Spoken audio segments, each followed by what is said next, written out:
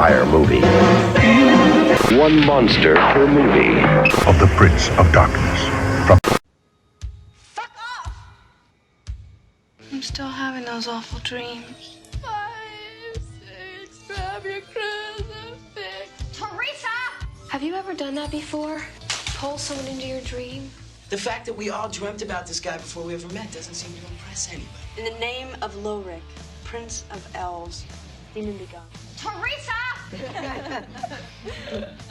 You want me to prescribe an experimental psychoactive drug to a bunch of suicidal teenagers? I know who's trying to kill you. Don't humor us. We're not in the mood. He wears a dirty brown hat. He's horribly burned. He has razors on his right hand. You are the last of the Elm Street children. This is it, Jennifer. Your big breaking TV. Teresa! Fuck the prime time, bitch. A young girl on the staff was accidentally locked in here over the holidays. When they found her, she was barely alive and with child. That girl was Amanda Kruger. Her child, Freddy, the bastard son of 100 maniacs. Souls of the children. Give me strength. In the name of Toya, Princess of Pop, Goth be gone. Let's go kick the motherfucker's ass all over Dreamland.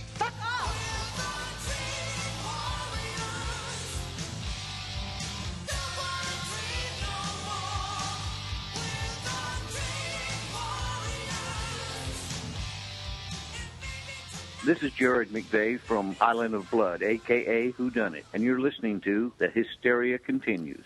And indeed you are. Welcome back to The Hysteria Continues. It's episode 137, and it's third time around to Elm Street as we're getting back up and close with Freddy. And this is your choice, I believe, Erik. It is indeed. Okay, yes. So we thought it was about time to return to Elm Street and work our way through the sequels. And obviously, it'll be interesting to see how we feel about this one. I think there may be a messy split, but we'll come on to that later. But in time, on a tradition. Well, actually, first of all, how is everyone doing? We haven't recorded for a little while, have we? What, 2 weeks? 2 weeks. Well, it's a little while, isn't it? We're gonna have another little. Well, it's 2 weeks. It's a fortnight. It's an age. But Erik, how are you doing? I'm doing good, and I'm hearing a big echo in my headphones, which is distracting me a bit. But okay, well, let's see. Let's power through. Let's see if we can. We might have a little Skype. Maybe it's Freddy messing with us. Who knows? Maybe we're in dream therapy. So let's see what kind of oral torture we're going to have. Actually, talking of oral torture, as in AU rather than OR, although I'm sure Erik's master of that as well. Hey. There's going to be a special treat or trick at the end of the show, and it's been teased on the Facebook group or something, saying you might need a drink at the end of the show. I know I will. But yes, wait until the very end, the bitter end, for kind of. How can I put it? Well, wait and see. Awesome. Amazing. Well, let our listeners be the judges of that. But life-changing. Life-changing, yes, it could be. Yeah, life-changing. Like they say, life-changing injuries. Yes. But Joseph, how are you? I'm good, Justin. But I want to know, where do you keep the bourbon? Well, I usually, actually, the bourbon I keep in the drinks cabinet is the vodka I hide in the cistern. I'm sorry. Let me rephrase that. Where do you keep the fucking bourbon? Well, the fucking bourbon. That is very rude. That's what Freddy says. So. I know. Yeah, but Freddy's bold. He's a potty you mouth, don't have to isn't he? lower yourself to his level just because it's cool. So you think it's cool. Talking of swearing. Well, I'll talk a little bit of swearing in a minute, but I just want to see how Nathan's doing. How are you doing, Nathan? Okay. Okay, a man of few words, but we're back to Elm Street. But actually, before we get on to that, I'm just going to say we had a Silence of the Lambs themed evening last night, so we watched the Silence of the Lambs on the big screen. And did you know there was a Silence of the Lambs musical? No. Yes, I was going to record a clip, but I forgot to. I didn't get a chance to do it, but it was on the Castro. It's very kind of rude. There's a song. It's called "If I Could Smell Your Cunt," which is kind of, I know, talking swearing, which we played some extracts from yesterday, which was quite funny. And then we also played the French and Saunders version of Silence of the Lambs. I remember that. That's fun. With the Crankies and Benny Clifton and all those comedians in the cells. But anyway, if you're not British or Irish, or you probably won't get that reference. But that was all good times had by all. But in time, honour and tradition, let's talk about what we've been watching in those mammoth 2-week break we've had between shows. So, Nathan, do you want to go first? Sorry, missed what you said there, Justin. I said Nathan. Sorry. Okay. Nathan, would you... Barb Girl. Oh, me. Okay. I watched the Belko Experiment. Ooh, and it's really, really good. It's actually, it's really good. Like, I loved it. Like, it doesn't take long to get started. I mean, you probably get like maybe 10 minutes of getting to know the characters, and then the craziness starts. So, but I mean, it's very violent too. It's one of those movies where if somebody gets their head caved in, you see it all on screen. Why are you laughing, Erik? People dying and stuff. Fantastic. Anyway, let's move Erik to his own private padded cell. But Nathan, that sounds good. Did you see it, Joseph, as well? It's out at the cinemas, isn't it, in the States? It is out here, but I have not seen it yet. Okay. Erik, have you seen it in your inverted comma air quotes cinema? No, I have not seen it, Justin, because it hasn't been legitimately released over here yet. Okay, well, just as well. So no, it's one, but it's been compared to Battle Royale, hasn't it? Is it kind of? It looks very like it. Yeah, it's very similar. The general idea, anyway. Okay, well, that's one to look forward to. Anything else, Nathan? No, that was actually all I've seen recently. Okay, well, thank you. Joseph, how about you? I have not watched anything in the past 2 weeks, so you can just skip me. Okay, right. Okay, well, this could be a short show. Erik, how about you? Okay, I watched, and I watched this legitimately before you say anything, Justin. It was on Film 4 during the week. Like Belko Experiment, it's set in a high-rise, and it's called High Rise. It's Ben Wheatley's second most recent film, because I think he has a new one out this week.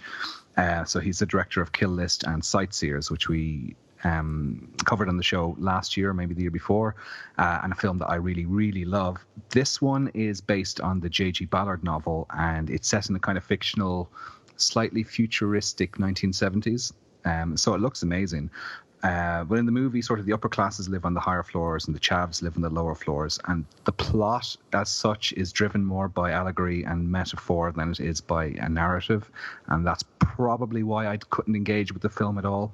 It's a very odd film. It's quirky and offbeat, but it could have done with having just one character with 1 foot in reality, or because everyone acts in an irrational manner and everyone is quirky and weird, and I just couldn't engage with the film at all.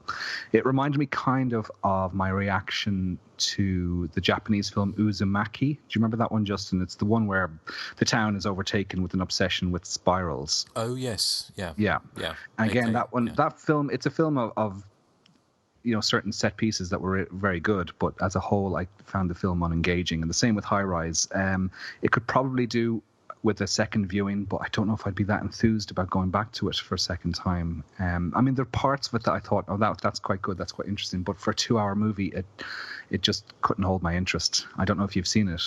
I've seen half of it, so I can't remember. I didn't see the second half, but it's on Amazon or Netflix, so I might catch up the rest of it at some point. But it looks amazing, doesn't it? It does. I mean, it's stunning. The sort of odd 1970s kitsch look, but I'm a bigger fan of Sightseers than I am of his other movies that I've seen. So. Talking of Sightseers, have you seen the trailer for Prevenge? No, but I hear it's really, really good. It's I can't remember the actress's name. Is Alison Lowe? Is it Alice Lowe? Alice Lowe. Yeah. She's directed it as well, hasn't she? Is starring in it. If you don't know about this, I haven't seen it yet. I've seen the trailer. It's Alice Lowe, who was the half of Sightseers duo, the angry face. The one who talks about the brown lipstick. Brown lipstick, yeah. She plays a heavily pregnant woman whose unborn baby directs her to kill. So it could fit into our little niche, perhaps. So that's hopefully worth a watch. Is there anything else? Yeah, the one other thing I watched last night was Fright Night has just come out. The 1985 version has just come out on a special edition Blu-ray over here under the Eureka label. Now, the film is great fun, and it was a real surprise to me when I saw it back in the 80s because I generally don't like vampire movies that much. But this one is much more of a kind of typical 1980s monster movie, which is probably why I like it so much. And it steers away from, there's films like Bram Stoker's Dracula and Interview with the Vampire that I just don't like at all. I find them deathly dull, I'm afraid. But thankfully this, doesn't fall into that category. What attracted me mainly to the Blu-ray was just how many dozens of extras there is on it, particularly the documentary You're So Cool, Brewster, which is 146 minutes, which is a good hour longer than the actual movie. Well worth picking up. It's like the documentary itself is worth the price alone. It's really in depth, and it involves everyone still alive that was involved in the making of the film. So it's really, really terrific, and it would rival something like Never Sleeps Again for. Although it does just cover the first Fright Night film, obviously, but I loved it. So no, it's Second Sight, isn't it? I think put that out, and I think it was. Was it Second Sight? I can't remember. It was. It's Eureka. Eureka. Sorry, here, Eureka. Label. But it's only like £12.99 or something. I know it was really reasonably priced for kind of a niche title, and it comes with it's a dual disc, so it's a DVD. There's a DVD of the same content as well. Cool. So. I've never seen Fright Night Part 2. Because that's a bit of not a lost film, is it? But it's not. Yeah, I saw that in the cinema back in the day. Oh, did you? Yeah, it's good. I think it's more of the same, but I don't think it got great reviews. But to me, it's kind of a very similar movie. Maybe that's why it didn't get good reviews. Okay. Excellent. Well, thank you, Eric. Well, sort of from around about the same time, I was watching the new House Arrow box set over the last few days. No, you weren't.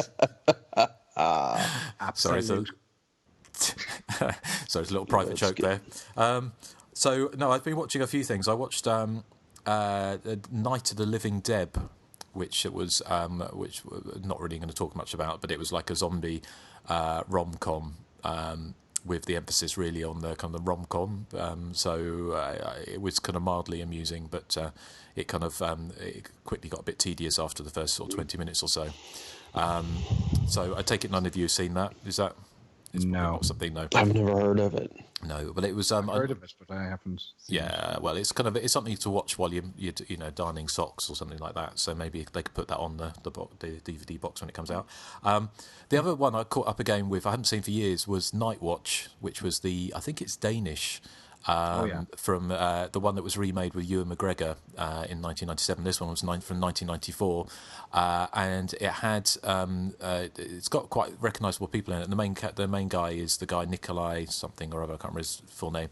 So recognisable. Yeah, no, from Game of Thrones, he's probably most recognisable as Jaime Lannister. He plays, and his best friend is if you're into your kind of Nordic crime. His best friend in it is was the main one half of the crime fighting duo from The Bridge, and also his girlfriend in it was the main character in The Killing, the original sort of Danish or Swedish, whichever one it was. But this one was set is basically a night watchman who starts working in a hospital, and he has to go around and do the rounds each night. And part of that means has got like a key and a lock. He has to go around the turn it to show he's been there. And one of them is right at the end of this morgue, because he has to walk through every time. And there's a serial killer. And the bodies of the murder victims turn up in the morgue, and he kind of gets caught up in the whole thing. So it's a really good film. I really, really like it. I haven't seen it I think I may have seen it when it first came out, so well over 20 years ago now. But that's one you've seen, Eric, is it? I did, but it has been 20 years as well, so I can't remember much about it. And I saw the Ewan McGregor one as well. But again, can't remember much about either of them. No. What about Nathan and Joseph? Have you seen it? I've seen both of the Night Watch films. I just don't remember anything about them. Well, they're definitely worth another watch if you've not caught up with it recently, or if you're listening, you've never seen them. Definitely worth a watch. So I've seen both of them. Oh, have you? Okay. Did you like them? Yeah. Yes, I like both of them, and I really liked the remake because I think it's the one I remember the best at the moment. But I like the remake. And there's a really good prank in it that if I had been pranked that way, it may have ended the friendship. Okay. But there's like a scene where he's working at a morgue, he's working at the morgue and he keeps hearing something and, he goes into the room and there's like bodies under white sheets and one of them raises up and scares him to death and it's a friend playing a joke on him. I know that. I think that would be very funny. That was in the original as well, but can you imagine actually going into a morgue, turning the lights out, and going under a blanket surrounded by those dead bodies, just for a joke? You'd have to be a real. Isn't that how like Susie goes to sleep at night? Yeah, it is. It's a very goth thing to do, Justin. You've probably done that in your time. Oh, every night. Yeah. So and then I kind of ring a bell and Toya comes down, because she puts the mop away. But Shut up, you. The only other one I was going to mention Did not was... hear her casting her magical spell in the intro. Yeah, it didn't work though, did it? No. It was the other film I watched was I'm Not a Serial Killer. Which, I've seen that. Which came out recently, which is kind of which I thought was really good. It's kind of atypical sort of not teen horror movie, but like a teen protagonist who is a sociopath, and there's murders going on in his hometown, but they're really kind of gruesome. People being pulled apart and bits of their bodies taken, and then he starts to suspect his elderly neighbour, who's played by what's his name? Christopher Lloyd. Christopher Lloyd, that's the one. Yeah. Oh, is it? Sorry. Yeah, and so I don't want to give any more away, but it goes off. It takes a very, very kind of strange tangent. It goes off in a very strange direction, and in a quite rewarding direction. About halfway through, but it's very well done. I thought that was really good. But you've seen that? Yes, it's an Irish. Well, it's kind of an Irish UK co-production. Yeah, the director is Irish. So yeah, I saw that.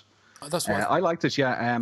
I was chatting to a girl at work who's a filmmaker herself, and she liked it as well up until the sort of final 15 minutes when she thought it got a bit stupid. But she wouldn't really be she likes horror to a degree, but she wouldn't be as enthusiastic as we are. So I was forgiving of those final 15 minutes. I thought they were quite good. So. Yeah, but you've seen that as well, Joseph. I started watching that on Netflix. I got about 15 minutes in, and for one reason or another, I got distracted and I haven't gone back to it, but I want to. It was kind of intriguing what I saw of it.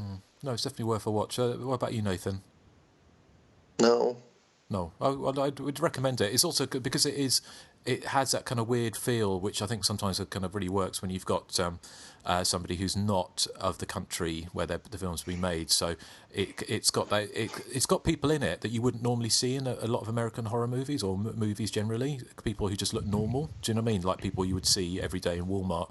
That type of thing. People who aren't sort of airbrushed, and there's some very beautiful people in it. Some of the main characters, but all the peripheral characters are all kind of most of them are elderly and just kind of feel like non-actors. So it's quite a kind of refreshing take on that kind of small town Americana. But anyway, that was that. But talking of going from I'm just trying to think. We haven't got a quiz or any other thing, have we? Really, unless. Nathan, you're going to talk about what happened after the credits, or we'll do that after the film? Yeah, I was about to say, I don't know if my end credits will work on this one because we kind of know what happens from anybody that's seen part 4. I mean, it doesn't pick up exactly where this left off, but you get a good idea of where they're at. Okay. At the beginning of part 4. What I will tell you that after the credits is that Kristen gets much fatter. Oops. God. She does gain a friend who's got huge hair too. She does.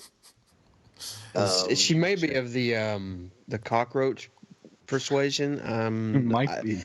Maybe. I don't really remember that well. Erik and I had an interesting chat on. It was not much of a chat. You know, a lot of times when I say stupid stuff on our chats, you guys ignore me completely. What? I think I don't notice that. Oh, he's getting rhubarb lady already. No, but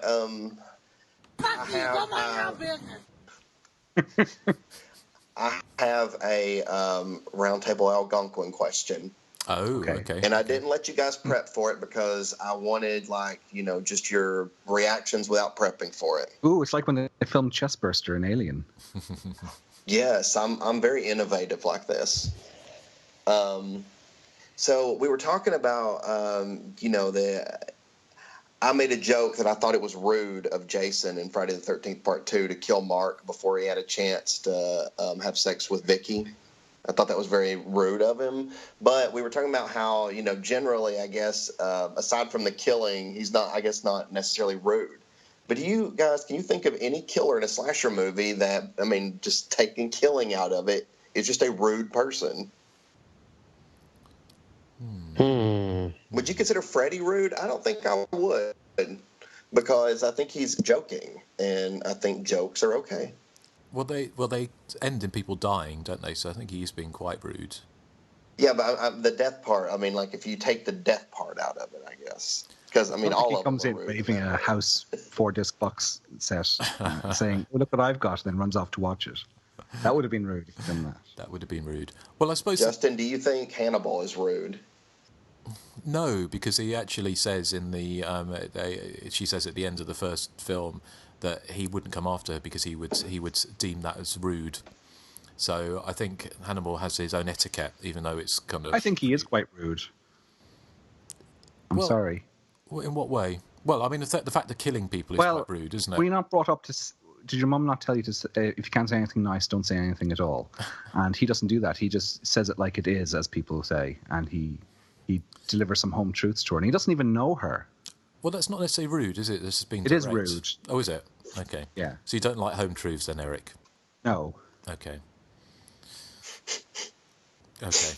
But I was trying to think of anyone. I imagine sort of Pamela Voorhees is a bit rude, wasn't she? Well, because she was slapping Adrian King around. She was. Yeah. Well, and also it's like Adrian King didn't have anything to do. Well, actually, none of the camp counsellors had anything to do with Jason drowning. Right. So you know what I thought of as rude? The killer from Happy Birthday to Me. In what way? I mean, when you just in that, first of all, I think they're kind of, you know, painted as snobbish anyway, as a big snob. But then I don't know, like the reason behind the killings, and like it really sucks for many of the ones who died. When you think of what exactly sin were they guilty of, and I'm like, oh yeah, they went to a party. Exactly, yes. But I think any killer is probably rude, aren't they, to some degree? I think there's there is a social murder is a social faux pas. No, faux pas. Faux pas. Faux pas. God, I can't speak today. Could put my teeth back in. Yeah. But it's an interesting one. We should probably throw that open to our dear listeners, and if they can give us a good rude one. Yeah, somebody that's just generally a mean person. Like if they weren't killing, they would still be just a mean person. Because a lot of killers actually in horror films, slasher films, have got like a certain pathos to them, haven't they? Not exactly like Frankenstein's monster, but a lot of them Prom Night. Like Prom Night or Fatal Games, or sort of there's something going on that there's something tragic, isn't there? There's not too many kind of complete asshole killers.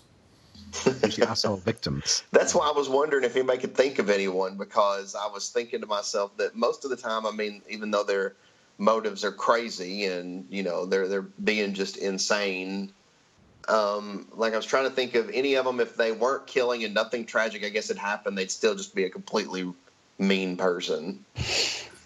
Yeah, well, I kind of guess someone like in Final Exam, because he has no backstory, does he? He's just he just kills. That's true. He's just a random murderer. Yeah. Yeah, but pretty much all the other kind of slasher movie villains have got some kind of backstory, haven't they, or some reason to be killing. Apart from Final Exam, I'm trying to think of any others. The killer, I'll tell you, one of the killers who is quite rude is the one in The Dawn That Dripped Blood.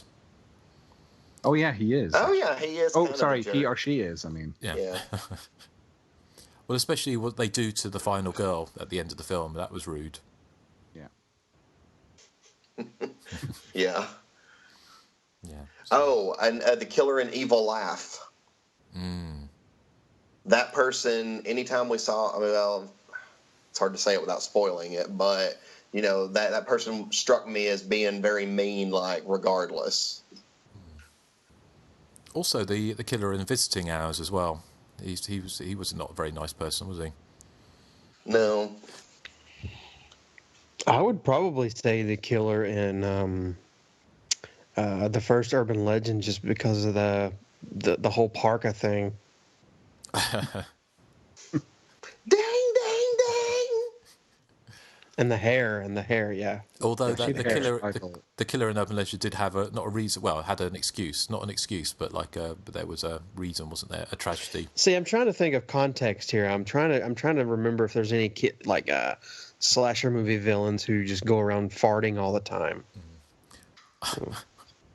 Rude. Yeah, that's rude. That's rude. That's the context I'm looking for. I'll tell you somebody who is an asshole who's in Blood Rage with the twin. Oh yeah, because he's a real asshole, isn't he? Oh yeah. But yeah. What a jerk. So okay, well, thank you, Nathan, for that. So let's see if there's any other rude killers out there. We'll have a think. But in the meantime, shall we take a trip to Elm Street? Yes, please, Mummy. Born the bastard son of 100 maniacs, demented killer Freddy Krueger is back for fresh victims in this hallucinatory shocker co-written by original creator Wes Craven. The last of the Elm Street kids are now at a psychiatric ward where Freddy haunts their dreams with unspeakable horrors. Their only hope is dream researcher and fellow survivor Nancy Thompson, Heather Langenkamp of the original Nightmare, who helps them battle the supernatural psycho on his own hellish turf. So my relationship with this movie goes back quite a long way. I had an ex-rental copy of it back in the day when my video collection consisted of this and possibly a couple of other ex-rental titles, along with a few films that I taped off the television, because remember, this was the years before A, I had any money because I was still in school, and B, before the internet and the abundant gifts that the baby Jesus was to bestow on avid horror fans like myself. So as my video collection was quite limited, I tended to watch the same movies over and over and over again, and this happened to be one of those films. So my initial reaction in the late 80s upon seeing Dream Warriors was, wow, that was totally awesome. And it delivered everything I wanted. It was fun, it had weird special effects, it had vibrant characters. But I think I watched it one too many times. In the same way that I watched Jason Lives and the original Elm Street, they were the other ex-rental copies I had. I watched them too many times. And it's like pop songs, I suppose, which at first seem really catchy and appealing, but overexposure tends to lessen their impact. So, Toya. What else? Oi! Toya impact has never gone. It was never here in the first place. I was talking about... What? No, nothing. Carry on. You said something horrible. You said something rude now. You have to listen back. Anyway, Dream Warriors, for me, is an excellent film. And I can totally see why I loved it back in the day. But I no longer really enjoy watching it. And it's my own fault for watching it a gajillion times back in the late 80s. So this entry really sets in stone the template for all the subsequent sequels, bar New Nightmare. This is the first time we see the ironic deaths where each character is given kind of one particular character trait that Freddy will use against them. So the kid who's interested in puppets is turned into a puppet. The kid who wants to be an actress gets killed by a television, etc. And this is also the first time that Freddy really comes out of the shadows and takes center stage. He's almost the main character in this one. I mean, we saw a good bit of him in Freddy's Revenge, but here he's a lot more dialogue, and his trademark quips come much more to the fore. Most famously in Welcome to Prime Time, Bitch, I suppose is the most quotable line from this entry in the series. Also, it's the first one that starts that trend of killing off the survivors of previous movies. So, spoiler alert, in this one, Heather Langenkamp and John Saxon don't make it to the end of the film, I'm afraid. They almost do, but not quite. And then in 4 and 5, they do the same thing, where they start off each entry by killing the survivors of the previous film, which I know is something that Nathan is not going to like. We know his track record with the start of Friday the 13th Part 2, so God knows what he's going to make of returning characters in Nightmare on Elm Street sequels. I'll get to that later. This also sets up the origin story with Amanda Kruger appearing in it. She becomes an important part of Part 5 in particular. So in many ways, it's kind of the ground zero for the subsequent Nightmare on Elm Street series after this. But it's also overtly mainstream, far more mainstream than the first two movies. And as a result, it looks kind of dated. It looks very 80s. Now, this is, as I always say, that's a very good thing, in my opinion. It mightn't work maybe for a sort of younger audience, but it looks almost like a horror version of St. Elmo's Fire. It sort of has that dated, big hair, shoulder pad, 80s look, which I love.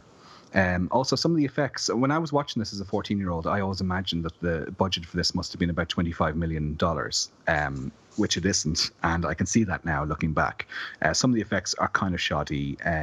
Freddy's makeup is terrific in it, I think, although I still prefer the way he looks in Part 2. I think is my favourite makeup for Freddy.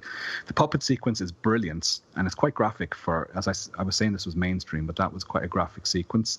The Freddy snake is less convincing, I think. It looks a bit shonky, I thought. Also, all the Dungeons and Dragons stuff is kind of, well, the effects are kind of hokey, but also I think the character is a bit too lightweight, possibly for a horror movie. I'm not 100% sure if everyone will agree with me on that. So the plot as well is kind of ludicrous.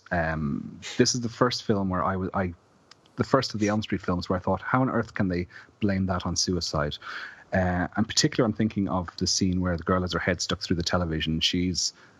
Lawrence Fishburne's character walks into the room and she's about 3 or 4 feet off the ground with her head in a television set, and they just automatically assume it was a suicide. I don't quite know how you would manage to do that. Even with kind of a springboard in front of the television, you'd still want to be, heading towards the screen with some force. And don't get me started on the waterbed death in Part 4, because that's even more ludicrous. How they just don't bother. Nobody sort of thinks something odd is going on here. It feels like I'm dissing the movie quite a bit. I'm not. I do, as I said, when I look back on it, I can see totally why I loved it at the time. Over familiarity has lessened its impact, as I said, and it's one of the Elm Street films I never go back to anymore. The characters are all quite likable there, and you've got your Boo Hiss pantomime villain in the head of the clinic, played by Priscilla Pointer. The dream sequences are very inventive. I particularly like the "Where's the fucking bourbon" scene, as we were talking about earlier, which always reminds me now of Justin, because he would be. The second you invite him into your home, he'd be looking for the booze, I imagine. Would I be wrong, Justin? Oh, well, no, because I always take some with me, a little hip flask. All right, okay, fair enough. And I love the TV sequence. I love the cameos by Zsa Zsa Gabor and Dick Cavett. That's always made me chuckle, that scene. So as I said, it's Dream Warriors is the one that suffered most from me because of watching it too many times back in the day. So Part 2 would still be my favourite Elm Street entry, I would have to say at this stage, in terms of rewatchability nowadays. All that aside, Once Upon a Time, it was one of my favourite films of all time. So I'm going to still give it a big thumbs up. Just don't watch it a million times like I did, because it will wear out its welcome, possibly. Nathan, I'll go to you first, because I'm curious to know how you feel about main characters from previous movies being killed off in sequels.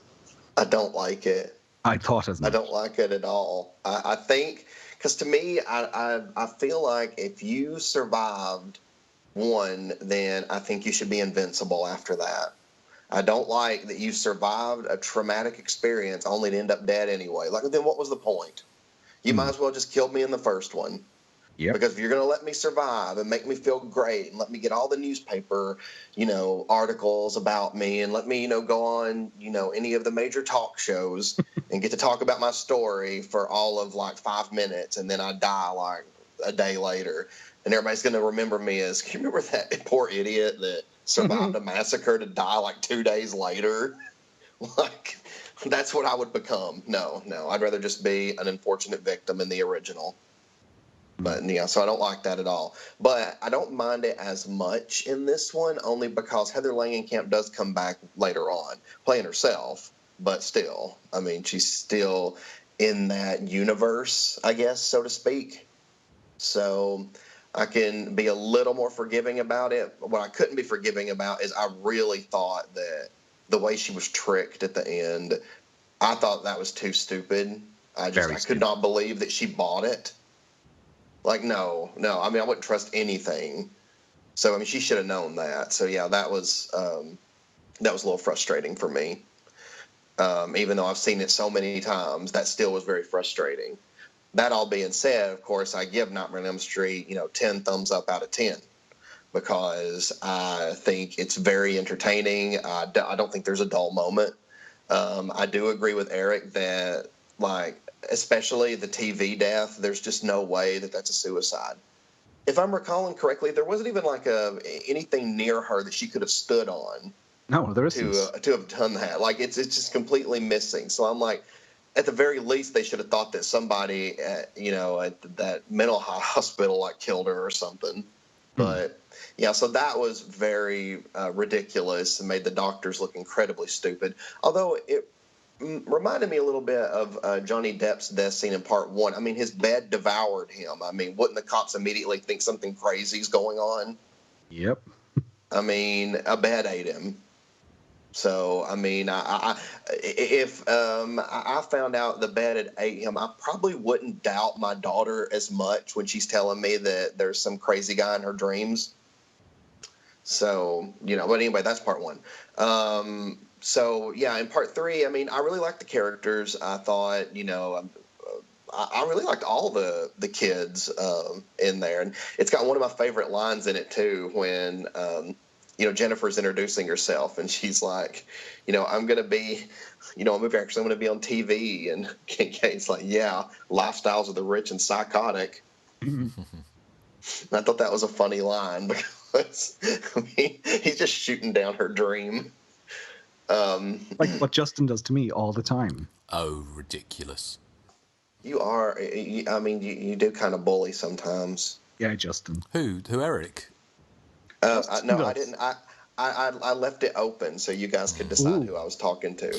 Wow. Matron. It works on so many levels. Yeah. But yeah, I mean, I really, when I was a kid, would get freaked out by the nurse scene, where Joey is like with the nurse and like her tongue's like shooting out and like tying him up to the bed.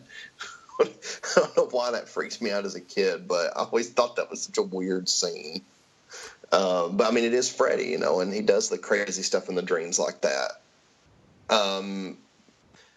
Of course, the villain, Priscilla, that Erik mentioned as well, she's very frustrating in this film. She's that character who thinks they're doing the right thing, but they're blocking any help the kids could get, like at every turn.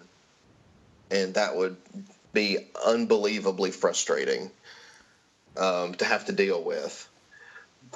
But no, I mean, I absolutely... love it. I really think it's one of the best entries in the Elm Street series. So, yeah, like 2 gigantic thumbs up from me.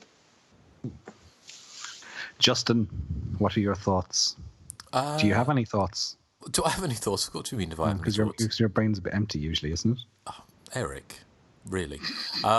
Well, to be honest, I was going to compare myself to you, Erik, but obviously I'll try not to now. But I've overwatched this film so many times, and when it first came out, that it feels to me I've struggled to engage with it to some degree, only because it's so familiar that it becomes a little bit flat. It's almost like just kind of, I don't know how to describe it. I think it's just like a song you listen to so well. It's 3 minutes have gone past and you haven't really engaged with it. Having said that, I haven't seen this film for a number of years now, and so I kind of tried to go into it with an open mind. And I remember when the film came out, I discussed before, Nightmare on Elm Street, the original was the first film I'd seen at the cinema.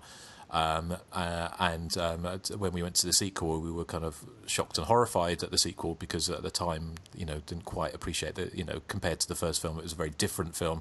It's a kind of charitable way of putting it, and of course, grown to appreciate it since. So, Part 3 seemed to be like a massive step up.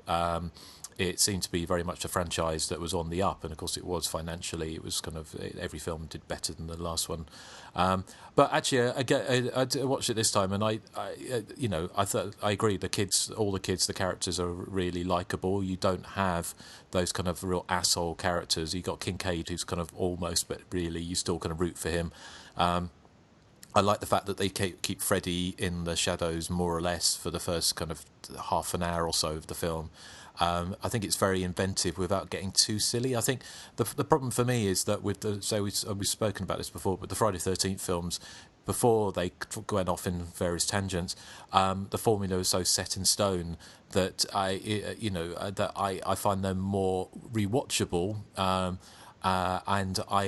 It's the fantasy stuff that kind of starts to put me off. Kind of once it veers away from the slasher template, it kind of loses it a little bit. Having said that, I think this film's got the good balance of the fantasy and the slasher in it. Freddy's not too much of a buffoon in it. One thing that kind of looking back on this is that it seems like Heather Langenkamp is kind of channeling Ronnie Blakely from the first film, in so much that her performance, her performance is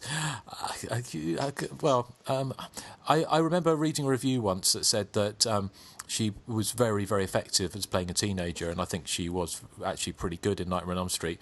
But in this, it's playing a kind of a dream therapist or whatever she's meant to be is a little bit beyond her. I think she's better in New Nightmare playing herself, but I think she struggles to carry that role a little bit, and it does kind of remind me of Ronnie Blakely. Maybe that was some kind of weird meta thing that she was channeling Ronnie Blakely for effect in this, but.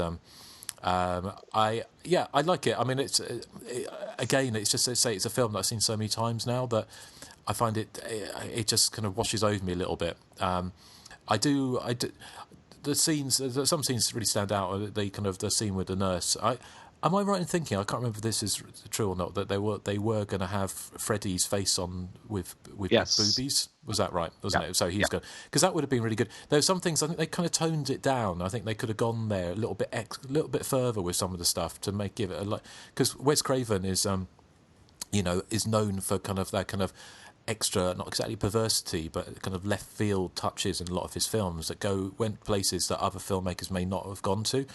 And so I've got a feeling that his vision of the film was kind of toned down a little bit. I also sort of was reading, without going to the background particularly, but the giant snake was originally kind of pink, and they said it looked too much like a phallus. But I would have thought that was almost like the point. It would have been to have this giant cock sort of attacking these characters would have been, they had that, and sort of Freddy with the kind of silicone boobs and stuff like that would have just lifted it a little bit more into the slightly kind of mindfuck. Whereas I think it does play it a little bit safe sometimes, and the whole Dungeons and Dragons thing, like I say, it dates it, and it's almost a little bit too cutesy. But but then you've got the scene with the kid being the marionette with like the slitting his wrists and his ankles and pulling his veins out and making him walk, which is like things like that are kind of great ghoulish fun and very very iconic. With the images of Freddy towering literally above the tower, looking down like this massive kind of like almost like a Freddy-zilla sort of looking down. I thought that those kind of touches were really good. But yeah, I think it's kind of almost like a film I need to, I don't know, sort of like give another 10, 20 years before I revisit it again, just to sort of try and get a fresher take on it. But it's good compared to some of the later films. It's a masterpiece. But give me 1 and 2, really over any of the sequels. I would tend to agree. Joseph? Okay, well, I watched Dream Warriors for the first time in about 10 or 15 years, just a few nights ago. I was actually surprised at how well it, not only held up, but, kind of how well it, traipsed a very thin line between gallows humor and kind of pitch black horror and some tension in there as well. I thought Freddy's first appearance with Kristen stuck in that kind of glue substance, I thought that was pretty terrifying with Robert Englund kind of jaunting toward her in the hallway with the film kind of slowed down to half speed.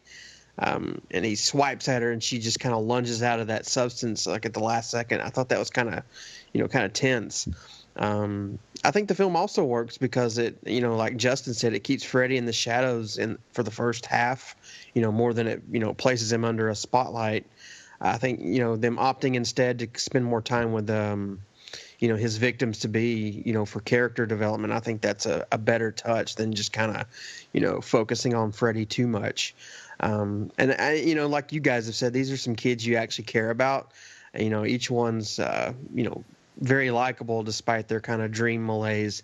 I mean, if this film were made today, it kind of stands to reason they'd be, shouting at one another, cursing, and, all that kind of stuff. I mean, they do a little of that here, but it's definitely, more so in service of the story rather than, look at how much foul language I can cram into one take. Chuck Russell's direction, I think, really aids the dream logic. There's a lot of medium and long shots and not a lot of close-ups, so it actually kind of feels like you're in the dream, kind of witnessing everything from afar as you do in dreams typically. He had previously written the script for Dreamscape, which is a similar movie with going into other people's dreams and things like that. So I think he had he was a good choice for the director because he had that eye for it. As Justin said, I think the scene where Freddy turns Philip into a marionette, I think that's it's both kind of look at how neat this is and holy shit, this is scary. And it's probably one of my favorite Freddy kills of the entire series. For me, I think the Elm Street films sort of kind of reached their apex with Dream Warriors. The subsequent entries never really kind of captured the magic that I found in this film. I mean, there's some spectacular special effects that, most of them still hold up even today. Some really good direction. I think Freddy toes the line between a clown like John Wayne Gacy and a clown like Rodney Dangerfield, never really kind of veering into one over the other. It's kind of that perfect balance. And, like I said, all those well-written characters I liked. So I'm going to give it 4 knives up. Very good. Yeah, funny you should mention Rodney Dangerfield because Chuck Russell have something to do with Back to School, I think. I don't remember. I'll have to look into that. Yeah. As Justin was saying, I think the Dungeons and Dragons stuff was always problematic with me with Dream Warriors. I think Justin put it best when he said it felt a bit lightweight, and that's how it feels. It feels too lightweight. He was a production manager on Back to School. Oh, there we go. Yeah. The year previous, so yeah. Justin, Back to School is a raucous campus comedy from 1986, starring Rodney Dangerfield. Okay, what, a TV or a film? It was a film, yeah. Okay. It had Keith Gordon in it as well. So. One of the things I was going to say was it becomes really apparent in part 3 that none of the Elm Street films know how to end themselves properly. They all end kind of anticlimactically, I think. I mean, part 1 has the I turn my back on you and drain all your power and then shock ending, and part 2 probably has a better ending, with the bus driving off into the wilderness. Part 3 has this sort of throw holy water on Freddy's bones and then a sort of slight shock ending. On and on they go. I mean, none of them end. Freddy's Dead probably ends conclusively, but it's pretty lame. Do you have any problems with the Nightmare on Elm Street film endings? Anyone? I don't necessarily, I guess, have problems with them, but to me, I felt like the very original solution for killing Freddy was the best one. And it's not the turn her back on him and drain his powers. I thought that was kind of stupid. But the whole idea of, he's, supernatural, but if you, bring him into the real world, then he's just a human that you could just kill. And I think that was the best way to decide, this is, how to kill him. But, of course, it made a lot of money, so they wanted to make more. So, of course, that didn't work. Yeah. But to me, I thought that was the best, method to kill him. Yeah, I would agree. But as you said, it would have stopped at part 1 then if that had worked. Yeah. Because I heard kind of conflicting things that Wes Craven didn't think the film could be sequelized. He didn't think there was a franchise in it. But then on the other hand, I heard that his first, in making Nightmare on Elm Street in the first place was his he was aiming to try and get a slice of that kind of franchise pie. So yeah, I mean, in terms of the big 80s franchises, we're talking like Halloween, Friday the 13th, Nightmare on Elm Street, and probably Texas Chainsaw Massacre as well. Nightmare on Elm Street 3 is the one that I've altered my opinion on most. Not that I hate them now, but they haven't aged as well. I mean, Friday the 13th has matured better, like a fine wine. Or cheese. I think more insulting than how they kill Freddy in each installment is how they bring him back. I mean, there's one where he gets brought back by dog pee. Yep, that's the next one. That's kind of. I mean, when you start bringing Freddy back via urine, I start to wonder. Yeah, we'll get onto that when we discuss part 4 on the next. Is that the one with the girl who has the giant hair and she turns into a cockroach? That's the one. Ah. Yeah, okay. I've always wondered the logic about resurrecting Freddy with magic dog wee. Funny story. Last night, I believe it was, or the night before, I was talking to Wes about Craven. Wes Craven. That's who I married. Sorry for your loss. I was talking to my husband, Wes, who is not Craven, about. And he always asks me, well, how does Freddy keep coming back? Because he hasn't really seen all the Nightmare on Elm Street movies. And I mentioned that in part 4, he was brought back by dog pee. And Wes is like, yeah, real funny, whatever. He's like, no, how did he really come back? And I'm like, no, I'm actually being serious. It took me a little bit of convincing, but eventually he realized that I was not joking, as he thought it was a joke. Yes. It's pretty ridiculous. Did you say this was yesterday? Yeah, April Fools. Yeah. Oh, then that's probably why he thought I was joking. Yeah. Did you see that 88 Films going to bring out The Slayer on Blu-ray? Well, I saw the There's some people mad about that one. Yeah. The April Fools, yes. We're working with Code Red. Yeah, working in conjunction with Code Red. I think the joke is funny, actually. Yeah. So they're not actually bringing it out on Blu-ray. Sorry, people. Not yet, anyway. Hopefully someday soon. I think Code Red have got the rights to that, so it may never see the light of day. But yes. Well, do you want to talk a little bit about some more background, Erik? Yeah. Anyone got any background, Nathan? Some background. Well, I got one thing. I didn't do a whole lot because this is, like we said, Friday the 13th stuff. It's one of those movies that everybody knows all the main stories about it anyway. But just a little piece of information is Penelope Sudrow, who played Jennifer in this movie, was in an anthology that me and Joseph both love. Joseph, do you know what it is? After Midnight? Yep. She played the girl and one of the girls in the dog. That's right, yeah. I haven't seen that in a while. I need to watch it again. Yeah, I love After Midnight. But yeah, I mean, she was in that horror movie just 2 years after Nightmare on Elm Street 3. She was also on Mama's Family.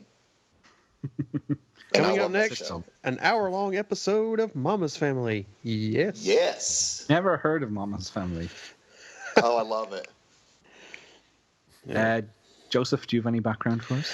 No, I didn't really want to do background on a movie where everyone knows everything. So I thought I'd talk a little bit of anecdotes, just past things that happened. I remember, vaguely, there was a movie theater. I think I've spoken about this before, called Battlefield 5, or I think that was what it was called. But anyway, that's kind of redundant, but they used to do like horror themes when they'd have horror films, and they had one where it was Nightmare on Elm Street 3, or it may have been 4, but I think it was 3, with a Freddy kind of mannequin in a coffin leading into the theater. And also my older brother, who's a musician, his band in 1987 when this film came out, they played at a Follies. They called them Follies. It's like basically kind of like a big battle of the bands, and they did the Doc and Dream Warrior song, and they had a friend of theirs. Yeah, they had a friend of theirs running around on stage in a Freddy costume, like kind of terrorizing them as they were playing the song. Did your brother have the hair to match Dokken? No, his hair was never like. I mean, he had long hair, like like a typical metal musician, but he never really had like poofy hair. He just kind of had the long hair. But yeah, him and his bandmates, whom I couldn't remember any of their names if I tried. They were basically terrorized by Freddy while they terrorized the audience playing Dawkins songs. And I think one of my greatest memories of Nightmare on Elm Street 3 is basically just I would rent this from a local place called Video Park, and I don't know, I always remember this being the film that kind of introduced me to the media ident that dun dun dun dun. I always love that. I always love those those Joseph intros. Sings all your favorite video idents. Yes. Yeah, that's a good segment idea. No, I always love those idents, but I always love the media one, and I remember this one being the catalyst for me discovering that ident. No, I mean, I have a lot of great memories for this film. I mean, little asides that's happened because of this film and because of the Freddy character, in general. But that's pretty much all I wanted to talk about. So, okay, Justin, do you? Well, the same, really. I think it's there's so much known about this. There was I saw on the Facebook group some people posted links to previous scripts of the things. So did any of you had a chance to look at those? No, but I did spot a script extract on the Never Sleep Again documentary. Yeah.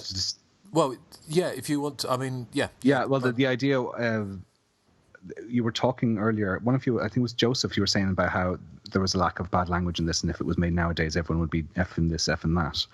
Well, the original script apparently was profanity laden. It was Wes Craven's original script, which was apparently much darker. But if you freeze frame Never Sleeps Again, you can get a close-up of one script extract, which has Freddy saying to one victim, "Cunt, I'll get you, asleep or awake. I'll shit on your corpse." Which sounds like it'd be a much more Justin-friendly movie if it turned out that way. I was watching this when I was watching this the other night. I was actually surprised at how many people in the cast that Nathan and I have met. I mean, we met John Saxon, Jennifer Rubin, Ken Sagoes, Heather Langenkamp. Who else? I mean, I'm sure we've met a couple other ones, haven't we, Nathan? You name the ones that I could think of right Yes, offhand, I mean, actually. That's a good few. So. I've forgotten how many people we've met from this film. We met Brooke Bundy, who played Brooke Bundy, the mother as well. Yes, and right. she's the mother of Tiffany Helm, of course, from Friday the 13th Part 5. She was the breakdancing chick, Violet. Is she the one that does the robot? Yeah. So that's her mother in real life is Brooke Bundy. She doesn't turn into a cockroach or anything, does she? No, she doesn't. She just dances like a robot. Okay. Speaking of Brooke Bundy, actually, what did you guys think of Kristen's mother? Did you think she actually loved Kristen and was just neglectful, or do you think she was just mean in general? I thought she was kind of the Justin of the film. In what way? Eager to get back to her booze than anything else. Teresa. God damn it, Kristen! Every time I bring a man over, you gotta spoil it. So she knows where the boys and the booze are. Yeah. Definitely makes her the Justin of the film. One other thing about the original script, Justin, before I get back to you, is that one of the original ideas was for it to be quite similar to what ultimately became New Nightmare, and have Freddy appearing in the real world to kill and terrorize the crew of a movie crew who are making a Nightmare on Elm Street sequel, and Freddy appears in real life and starts killing them. But that was ousted. Of course, it went on to become New Nightmare. Sorry, it's just that's such a good idea. Why didn't New Nightmare, I guess, kind of go more in him taking out the crew one by one? I felt it was more, I don't know, it got a little bit more too existential to me, I guess. Yeah, I have issues with New Nightmare as well, but we'll get to that in 5 years' time. In a few years. Well, one thing I was going to say was just little. You might get this straight away, but did you spot the nod to the Nightmare on Elm Street 2? Yes. What was it? I did. And Jennifer, the character Jennifer, is watching Alone in the Dark in the TV room before she switches over to the Dick Cavett and Zsa Zsa Gabor interview, and that was which was Jack Shoulder. who directed Elm Street 2. Yes, well spotted. She's also watching. Apparently, she's also. I had to get this off IMDb or something because I didn't spot it myself. But she's also watching Critters, which is another New Line Cinema film. Well, it's interesting that Roger Corman was... no, actually, sorry, I'm getting mixed up. Roger Corman was in Silence of the Lambs. Sorry, ignore me. That was... getting my films mixed up. No, I was going to say the one thing I thought was quite funny, because we didn't get Dick Cavett over here as a talk show host, but presume he was quite... Was Dick big in the States? I think he was, yeah. He was huge. He was a huge dick. Yeah, but he was. I read, and I don't know if it's true. It was that he said that he got because it was meant to be another actress, wasn't it? That was going to be interviewed, and he got Jar Jar Gabor because he said she was so fucking dumb that he would never interview her in real life. So that's why he wanted her for this. Which I've read that as well. Yeah, which is I think it's actually mentioned in Never Sleep Again as well. Okay, which is a bit cruel, but yeah, I think it worked quite true. Probably true, yeah. But it worked quite well, didn't it? I mean, it's kind of, but it also shows that, I mean, not that Jar Jar Gabor was a big star or anything at this point, but it shows that how far the films had gained in popularity, that you could have those kind of pop culture kind of characters turning up in something as a kind of ironic nod to whatever. So, because I mean that's the other thing, and we've talked about the Nightmare on Elm Street films. That by this point, that I think the first film was a hit, but it wasn't a massive hit. But it gained kind of credibility and sort of interest with video. I think I actually remember I've spoken about this before, but when Nightmare on Elm Street first came out, when I was reading about it, I remember being down at my grandparents' in Devon on holiday and reading about how the horror movie was dead, but this new film Nightmare on Elm Street had set the box office alight in the United States. So it was kind of like seen as a renaissance a bit. And then Nightmare on Elm Street Part 2, although it got terrible reviews, it made more money, and then Part 3 actually got good reviews and made even more money, and then I think Part 4 made even more money, didn't it? And then you had all the things like all the clips of Freddy going on talk shows and having all the kind of kiddies' lunchboxes and pyjamas and duvet cases, which again we've spoken about this before, the whole weird thing of him. Freddy, a duvet case? Yeah, I think it's a duvet cover. Duvet cover. Case cover? Well, no. Nobody says duvet case. They do with they're carrying their duvet in it.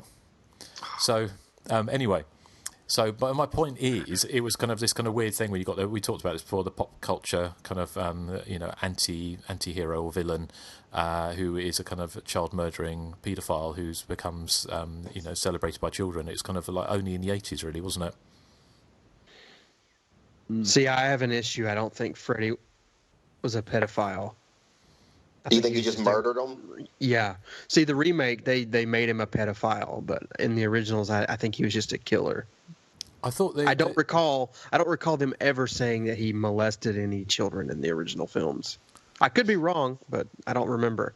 I thought they did. I thought they hinted at that. I thought maybe that just. I think it's a subtle hint, yeah, but I don't think it's. Well, I think it's kind of he was I think Ronnie Blakely says through that vodka haze and sort of in monotone delivery that he was a filthy child murderer or filthy child molester in the first film. She says, yeah, I remember that scene very well because I think it was well acted. That's why I remember it. Well, I thought Nathan, you see the funniest thing. Well, I thought she was acting amazingly she was obviously portraying somebody that was on horse tranquilizers, and she was doing a very good job at doing that. But actually, speaking of which, does anyone get that kind of Ronnie Blakely vibe from Patricia Arquette in this movie? Yes. What, being a bit flat? Yeah, but I'm not. Sometimes I watch the film and I wonder, okay, she's acting this way because she's supposed to be tired and sleep deprived, and then I'm wondering sometimes, okay, it's her first movie, maybe she's just shit. Well, she's not as spunky as you would expect the kind of like the final girl heroine to be, is she, in this? No. I mean, she is like if you compare her to Nancy from Part 1, like it's true. I agree with you. I don't think she's as I don't know the right word. Spunky. There you go. I'm going to use Justin's word. Yeah. There's also, she delivers a line halfway through the film where I should switch on the subtitles and see what she says, but it sounds like she says, "It's Freddy. He's heavy in the halls." What the hell does that mean? Heavy in the halls? He's Heavy in the halls. What scene is it when she says it's where they it's just before Joey is whisked away by the naughty nurse. And where the room they're in, where they're all being hypnotized, turns into a kind of a cylinder, like a boiler room. And she goes, it's Freddy. He's heavy in the halls. What does that mean? You stupid girl. Speak English. Eric's about to have a nervous breakdown over this. Hang on. I have the movie on the background. I'm going to go put on the subtitles and find out what she says. You discuss among yourselves. Okay. Talk amongst yourselves for a minute. Oh, what's that? That's Australian. Who's Australian on here? That's Justin's voice. My voice? That is a southern person doing a British accent. Okay. Well, I've heard worse. What? No, it's a compliment. It's a compliment. Yeah, he's saying that I'm actually not the worst accent he's ever heard. Yeah, he's saying I am. No, I didn't say that, did I? Well, mind you, you do. I'm the only one who's ever done this on the show. Yeah, I can't do accents anyway. I'm rubbish at accents. So, but Erik, have you found the scene yet? No, it's almost there. The audience is on. One thing, Joseph, did you like her body, the nurse's body? She was okay. She's a little too thin for my taste. Okay, sorry. She doesn't say he's heavy in the halls. According to the subtitles, she says he's out there in the halls. But it sounds like she says he's heavy in the halls. Oh, Erik, what an anticlimax! It's her stupid delivery. Well, have we got any other background or? Yeah, I have some here. Oh yes, you have none. Yes. Okay, filming started in September of 1986, which just happened to be the month I started secondary school. I was skinny then and had a big mop of hair, and my friend Keith told me I looked a bit like Ian McCulloch from Echo and the Bunnymen. So there we go. Did you go to a blind school? Sorry? Did you go to a blind school? I'm going to dignify that with an answer. It opened on February the 27th, 1987, which was 10 days after my 13th birthday, when I was skinny and had a mop of hair, and my friend Keith told me I looked like Ian McCulloch from Echo and the Bunnymen. It debuted at number 1, ousting Platoon off the top spot. You still there? Yeah, we're listening. Yeah, we're listening. Eric, did you ever sing the Killing Moon in school? No, but I think I might, because I have possibly a new career as a singer. I might be singing soon. Yeah, stay tuned. Sorry? Saying stay tuned to the end of the show to hear your debut. It made 45 million at the box office. It opened in the UK in October 1987, which was 7 months later, and we had to wait till November here in Ireland for it to appear. It was banned in Australia upon its initial release. I think the ban must have been lifted subsequently because of the drug references, and particularly the syringe scene with Taran. It was nominated for Best Film of 1987 at the 1988 Saturn Awards, but lost out to The Lost Boys. It was also nominated for Best Makeup, where it lost to RoboCop, and Robert Englund was nominated for Best Supporting Actor, but lost out to Richard Dawson, I don't know who he is, in The Running Man. Bradley Gregg, I never realised this, he's Eyeball Chambers from Stand By Me. Yes. And he's the marionette guy in Dream Warriors. Mm-hmm. Rodney Eastman, who plays Joey, has an uncredited role as a shoplifter in Chopping Mall. So I'll have to go watch back and watch that and see if I can spot him.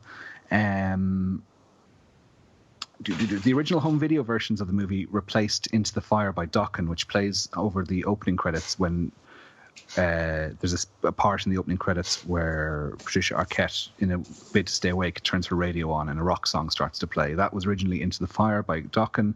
On the home video versions, it's replaced by Quiet Cool by Jay Ferguson, although subsequently the Dokken song has been reinstated, so because it's on the Blu-ray that I have here. Jay Ferguson went on to do the score, actually, for Part 5, The Dream Child. I was reading a couple of reviews from the time, and I was surprised that it didn't get the glowing reviews I thought it had by some quarters. I mean, Variety said debuting director Chuck Russell elicits poor performances from most of his thesps, making it difficult to differentiate between the pick's comic relief and unintended howlers. And Cine Fantastique I have their review here too, and they were not that impressed with the film, which is odd for a sort of science fiction and horror magazine. I thought they were all sort of glowing reviews back in the day. They said it was well crafted, though it is. The effects work is piled on a little too thick for the movie's own good. Freddy shows up so frequently and paces his antics so leisurely that there's not much time for tension to build. So they said Nightmare on Elm Street 3 is surprisingly light on wit and empty of real terror. So they gave it 2 stars out of 4.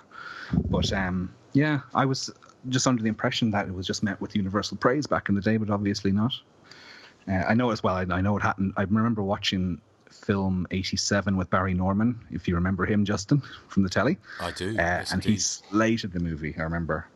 But it made it all the more appealing to me, saying because I knew that he was a bit stuffy about horror films. So that's all the background I have. Oh, the one other thing I was going to say was that the UK quad was originally going to be a still image of the Freddy Snake scene where he's eating, which sounds a bit rude, he's eating Patricia Arquette, which is something that Joseph would like to do, I'm sure.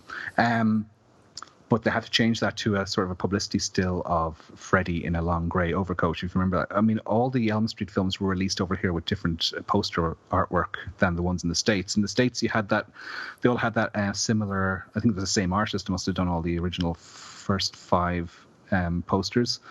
What we got none of them, we got different ones. And the one for Dream Warriors was particularly bland, I thought, Justin, didn't you? Would you agree? The quad was, yeah, because it's just Freddy in a cloud of smoke, really, grey overcoat, basically, all it was. Because the American one was with all the characters standing on his razor blades, wasn't it? His fingers sort of like, and him looking, from distance. So, yeah, it was. I mean, you can imagine what they would have done if they had like the big pink cock eating Patricia Arquette instead. That would have been even more controversial, wouldn't it? Well, they say on the Never Sleeps, it was either on the extras in the Blu-ray or on the Never Sleeps Again doc, that the reason, one of the reasons that the cock is kind of green in the end in the film is because when they were looking at the original models, they were just modeled out of clay and they were grey, obviously, or brown, the colour of clay, and they got the okay. But then when they brought it to set, they'd actually painted it pink to look like skin, and they were all shocked, going, it looks like a giant willy. So they covered it in green goop to try and disguise the williness of it, but I don't think it works very well. It still looks like a big willy. Erik, you were talking about the critical reception, and I was just reading a review from Roger Ebert, half a Siskel Ebert, and he says he gave the film 1.5 out of 4 stars. He didn't really care for it, but he says if some of the special effects are good, the movie also contains a classic line of dialogue. The child killer, we learn, was conceived after his mother was held captive in a madhouse. He is therefore, and I quote, the bastard son of 100 maniacs. Now that would make a great title for a movie. Mm-hmm. That's what he says. That's all the kind things he has to say about it. Yeah, he liked the special effects, but he didn't care about any of the characters. It's very hard to guess with him what ones he'll like and what ones he won't like. I mean, I know he had a lot of nice things to say about Halloween, and he loved. I think he gave the new Nightmare. I think he gave it like 3.5 stars, and so we're on opposite spectrums there because I did not like that film. Neither did I, and neither did Nathan. I think, yeah. Jumping ahead to Justin, New Nightmare, yay or nay? Yeah, no, I loved it when it came out, and I haven't seen it for ages, so I don't know, because it was kind of like it was like that postmodern thing, wasn't it, before it really took off with Scream. So and I didn't hate it when I first watched it. Like Justin, I actually really liked it when I first watched it, but I watched it not long. It's been a couple of years back, but it did not hold up well for me at all.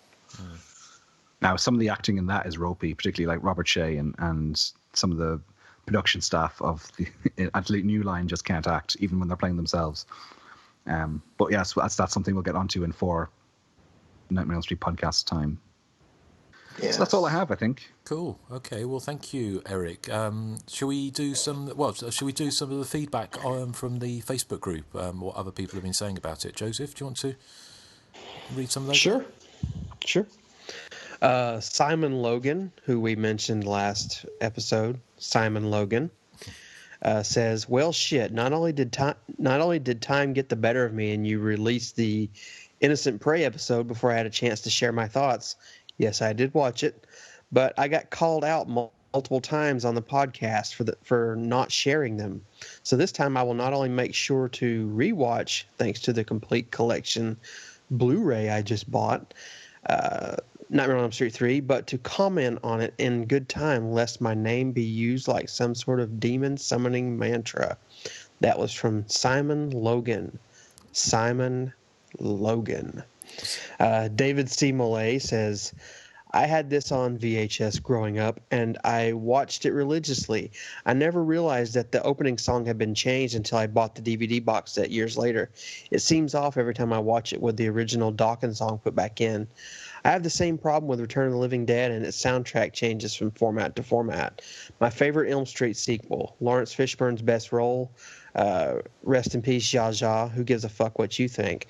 Do you like my body, Joseph? Well, I think you'd be more up Eric's alley, if I'm honest. But I have met David a few times in real life, so he would definitely be more up Eric's pooper. Hey, I don't know. You're being rude. Rude. I'm a rude killer. Yeah, let's see. David J. Gareg, I don't know. This was an early influence on me. Also, my first crush on an actress in Patricia Arquette. It also played to my growth as a kid figuring shit out. With the geeky D&D kid, I was. The punk chick, I was just discovering. And the mute introvert, I could relate. This movie resonated with its of-age demographic. While my developing taste would eventually skew toward more plausible worldly slasher films like Friday the 13th, Halloween, and Texas Chainsaws, these first three Freddy flicks, while not really scary, will always have a place in my heart and my formative horror hound upbringing. Let's see, who is next? Jenny Hall Cameron says, I love this one, and overexposure didn't kill it for me. I remember when it first came out on VHS and looking at that wonderful cover and on the back seeing Patricia Arquette being eaten by a giant snake Freddy. It came on Fox all the time, and even if I already saw it, I'd have to see it again. Liked how the teens banded together to kill Freddy, although some had some lame dream talents. Come on, Taryn, beautiful and bad. I'm like that in real life. Yeah. I don't have a dream. Let's see. Spoiler. Yeah, thanks for ignoring me. Spoiler alert. I was so pissed when they killed Kincaid and Joey in the sequel. Kincaid was awesome, and to dispose of him so fast pissed me off. I'm in agreement with her. So saw him on an episode of It's Always Sunny in Philadelphia and was still mad. Great pick, still is good with me. Let's see. John Matthews says Elm Street 3. Let's see. Elm Street 3 is one of the main reasons I prefer the Elm Street series over Friday the 13th. It delves into fantasy elements, adding a new epic layer to the series. Always been a favorite. I do slightly prefer part 4, he says, but nevertheless, strong characters, creative deaths. I used to rent the hell out of the Australian VHS. Please see attached the unusual VHS art Warner Brothers Australia used, and I can't show you the art online. This was the cover art I knew as a kid, and it wasn't until years later I saw the iconic poster art. That was John Matthews. Let's see, who's next? Mikey Faulkner, he says, I was obsessed with this as a child. I rewatched the franchise last year, and it is a bit weaker than I remembered it to be, but it's still the strongest sequel overall. Also, I met Jennifer Rubin at Comic-Con in London 2 years ago and got a copy of a behind-the-scenes DVD on the movie. Still haven't watched it. P.S. Nancy has shit taste in men. I guess I would agree. I mean, Craig Wasson, he's kind of a dull guy, isn't he? Miles Hamer says, the series best in terms of tone. Freddy employs a savage, dark gallows humor rather than the overplayed, wacky office joker of the later films. With the inventive Willy Wonka-style executions, lively characters, backstory, cheesy Dawkins theme, Nancy, and yes, tits. This is easily the franchise highlight, and the one you'd show someone who knew nothing of Elm Street. Vies with the original as my favorite, a 9 out of 10. Don Amici, who I think is dead. How's he? Oh, I'm sorry. Trading places. Sorry, Donna Nelly. I read Don Amici for some reason. Anyway, Don Anelli says, always rather enjoyed this one. Probably has some of the best scenes in the series. The jokey lines aren't cringeworthy yet, and the action-filled finale in the dream world is quite fun. Even though I never cared for the series as a whole, this one is definitely the Toya of the franchise. Well, it's awesome. I guess. I don't know. And Freddy's Dead is the Susie of the... Oh, Erik, how predictable. Bob Hartshorn says, still really love this one. A big fat roller coaster of likable characters, great set pieces, and terrific special effects, with the standout being the awesome Jason and the Argonauts-inspired stop-motion skeleton Freddy. A really fun ride with Jennifer Rubin and bondage to boot. Oh, yeah. Go Dream Warriors. Let's see.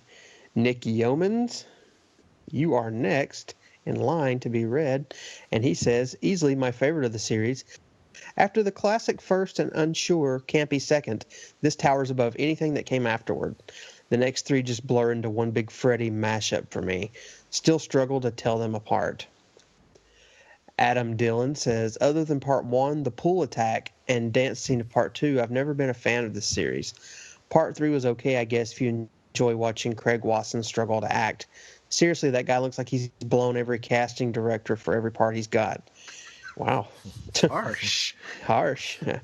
Here's my take on part 3. I feel bad for the Wizard Master. He was probably bullied a lot growing up. Even God took a shot. Yep. Yeah. He's got and glasses. yeah, I am the Wizard Master. Let's see.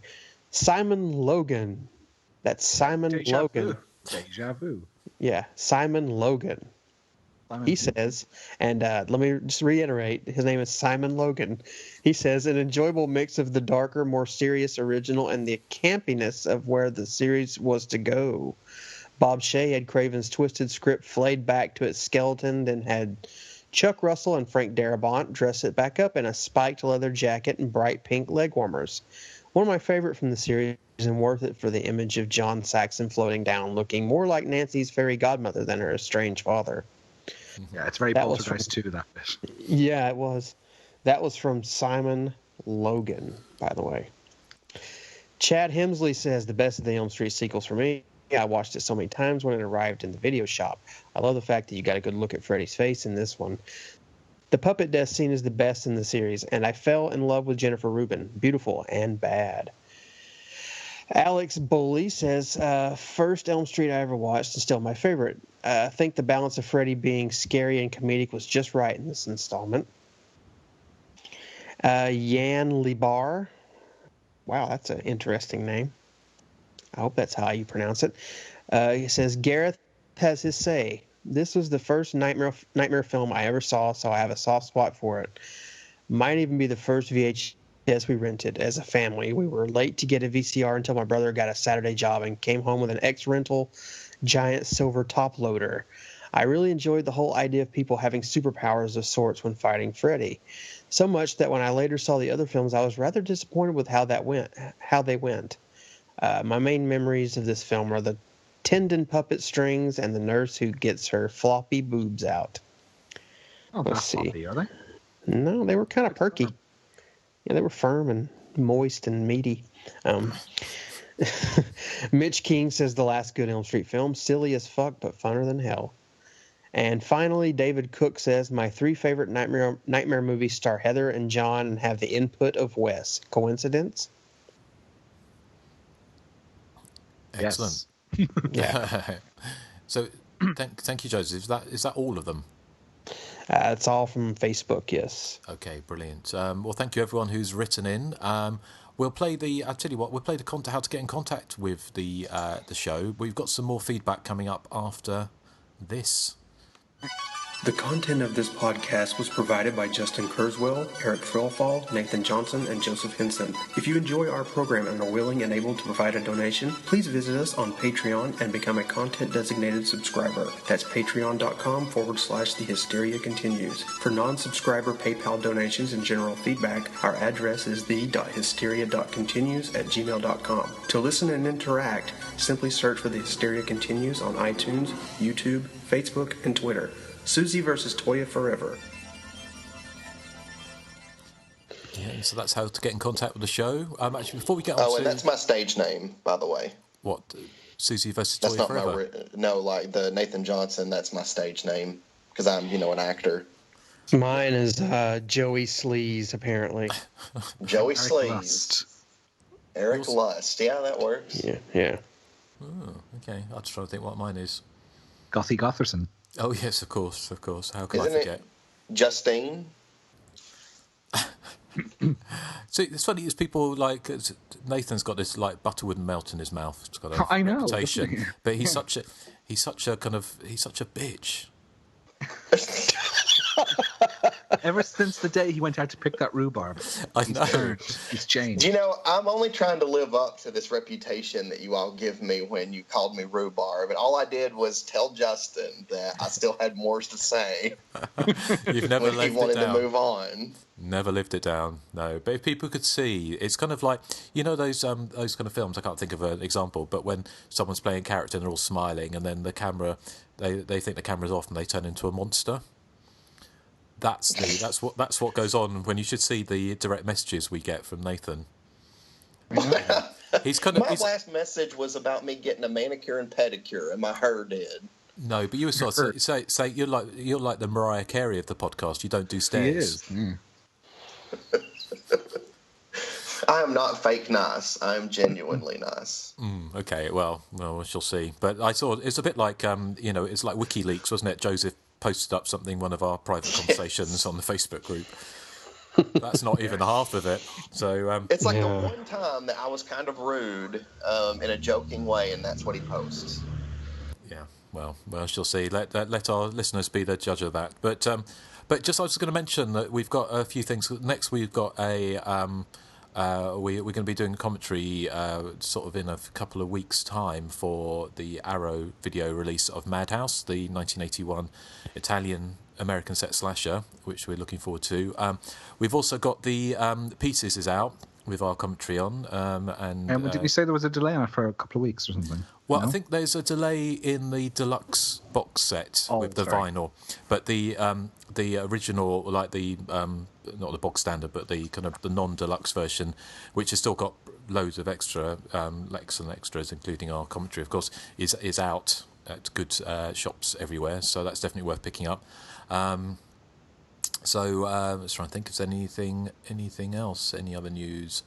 You've done a commentary track for Just Before Dawn. Just Before Dawn, yeah, that could be out on 88 Films at some point soon. Hopefully, that should be worth a purchase as well. And I think there's some others potentially on the horizon, but we can talk about those when we can talk about them. But yeah, well, should we go on to some other feedback? Who'd like to go first? I've got a big one. Oh, okay. This is from Jack DVD 78. Jack DVD 78 here, writing in for the first time. A fan for several years now. I collect all your Blu-ray and DVDs featuring your commentaries. Yes, I have the Savage Water DVD, and the Arrow Pieces UK Blu-ray is on the way to me. I need to comment on a few things I've heard in the podcasts over the years. Erik, I also love Jumping Jack Flash. I used to watch it over and over on VHS. Also a huge Dynasty fan and the spin-off The Colbys. For Erik and Justin, how can you not love Stephanie Beacham as Sable? As for Toya, I had never heard of her until the podcast. However, I do love rock and alt new wave music of the early 80s, especially throaty female singers, so I may have to look up some of her material. In my opinion, it doesn't get any better than Bonnie Tyler belting out Jim Steinman's Faster Than the Speed of Night. Faster Than the Speed of Light, is it? Faster Than the Speed of Night, I think is actually, yeah. At 1,000,000 miles per hour with lyrics like, "You're such a pretty boy, I'll tell you what to do and you'll do it." Speaking of the 1980s and big hair, are any of you guys fans of Satisfaction from 1988, starring Justine Bateman, Trini Alvarado, and an unknown Julia Roberts? Greatest female rock band movie, second only to Ladies and Gentlemen, The Fabulous Stains. Totally got a crush on the young Ray Winston in that film. Oh, interesting. Ray Winston is in Satisfaction. Didn't know that. Haven't seen that film in years. I do remember the big hair, though. Nathan, I love your picks because how else can you tell the great slashers from the bad ones? Your podcasts are always great fun. Love it when it comes time for trivia and Nathan is asked if he has any and he says, "and no," sounding like a kid who didn't do his homework nor cares. Anyway, on to Dream Warriors. I watched the Blu-ray last night. Memories came back of me being 10 years old, renting the VHS before getting my own VHS, and that was one of those horrible Video Treasure EP speed tapes. Dream Warriors is the greatest Elm Street sequel. The film works well because of the great cast assembled down to the smallest parts, from Priscilla Pointer as Dr. Sims, Larry Fishburne as Max, and Nan Martin, who played Amanda Kruger, the nun. Jennifer Rubin had to have had a blast as Taryn, getting the best one-liners and sarcastic dialogue like, "Oh right, that's the sort of thing parents tell their kids. Night, darling, say your prayers. Oh, and by the way, your father and I torched some maniac last night." Heather Langenkamp was one of the greatest final girls in film history with the first movie. In Dream Warriors, Heather had one of the most shocking death moments in slasher history. Her dad had just been killed, and he felt Nancy needed closure with her estranged dad, so by having him cross over into the dream sequence didn't seem odd. When the shock comes that Freddy had tricked her and Nancy gets killed, the way it was edited was shocking, with the choreography having Freddy throw her forward to the ground so horribly. As much as I hate that Nancy was killed off, it was masterfully accomplished. I think we touched on this earlier, Nathan. I think we both agree that we thought it was a bit stupid that she would fall for that trick. Yeah, and no offense to our listener. I mean, I'm not saying that, the audience, should have known. I'm just thinking that if I'm Nancy and I'm in that situation, I trust nothing. Yes, nothing surely she's experienced enough at this stage. Yeah. I'm like, I don't trust a thing. Yes. He goes on to say, I always laugh at the made-up drug Hypnosil, especially when Neil says he will put the patients on the drug, and Nancy says to him, paraphrasing, "Do you think we can get it by tomorrow?" Sounding like they need to get it from a dealer, like a junkie needing a fix. It is noted on an ancient noisy computer that Hypnosil is experimental, so I'd guess not all pharmacies were stocking it. It makes for an amusing moment. I think Dream Warriors resonates with many misunderstood teens who can relate to the characters with their misdiagnosed dream issues, while adults would ignore what they had to say. Adults believing the teens' deaths were suicide, as if Jennifer was able to jump high enough and force her head into that mounted television. Well, there we go. We were discussing that earlier. Which was a great slasher death, which was among many of the film's great special effects work, along with the stop-motion animation and makeup. For a low budget of $4.5 million, you got your money's worth with Dream Warriors. Regarding the music score from Angelo Badalamenti, who is more famous for scoring most David Lynch films, the very Saraband limited edition Elm Street CD box set contains the original score album, which used mostly different cues than those were used in the film. The film versions are included on the disc as mono audio bonus tracks. That's all on the film. Love the long epic podcasts. Don't be afraid to push it 2 and 3 hours. It's never dull. Of course, I know it is hard to get everyone together at crazy hours to record, and I appreciate it. And I almost had a heart attack when Erik was about to leave the show recently. Oh, I'm sorry for causing such distress, everyone. No one can leave the show ever. Really, don't think I could go a week without listening to a podcast, new or old. I love the recently seen portion of the show. Would also love if you guys would want to throw in recently purchased when possible, even if you haven't watched the movie yet, or maybe just a used purchase of a hard-to-find item that you may be excited about. Well, I buy lots of stuff, as you know. Isn't that right, Justin? Mm-hmm. Mm-hmm. Mm-hmm. I do. Yeah. I do buy lots of stuff. I can't wait till the next podcast or commentary, and that's from Jack DVD78, which I don't think is his real name. Jack. His name is Jack Holstein. Oh, is it? Okay. Yes. Well, thank you, Jack. That was good to hear. From a long-time listener. Yes, I've never seen Dynasty or the Colbys, believe it or not. Not. Yeah, I know. Erik. I know. I did watch them back in the day, back in the 80s. I was a Knots Landing boy, but I just didn't have the time to watching them all. Lord, I didn't watch the Colbys, but I watched Dynasty and Knots Landing. I know both of them very, very well. None of them hold a candle to Santa Barbara, though. Did you watch Santa Barbara? I think when I was a student, there was one summer where I kind of watched a whole load of Santa Barbaras, and there was I used to love it because it was so bad. Because it was, I think it was like Amanda, who we'll be meeting. We're having a little powwow with in London in a few weeks. Myself and Erik are meeting Amanda by night, Amanda Reyes, in London at a book launch. So very excited about that, and we'll feed back next time. But I know she's kind of the daytime sort of queen, soap queen. But Santa Barbara, I just remember thinking they had like an earthquake in it, and they literally had like 2 polystyrene boulders they would throw at random people, and it was so cheap that if you watched it, they'd have characters talking, and they'd be like on a beachfront, which is in some studio, and the same 2 extras would walk past backwards and forwards behind them, sometimes with different hats on, just to make it look like there was lots of people there. So it was, and then they'd always start it by going, sort of, I don't know, sort of Montez Bienania will now be played by so and so this episode, things like that. Oh, so yeah. which I loved. They kind of just changed the actors and actresses all the time on it. That was years and years ago, but I remember that being quite trashy. So, yes, well, thank you, Jack. Anyone else? I've got one here, but Nathan, have you got... Do you have a big one? Oh, I've got... Well, it's not an extremely long one, but it's... Mine's huge. Is it? Or do you want to get yours out of the way? Yeah, I'll actually go ahead and get that out of the way. Okay. All right, it says, "Hello, my fellow slasher completists. Greetings from Sweden. Just wanted to thank you for an amazingly fun show.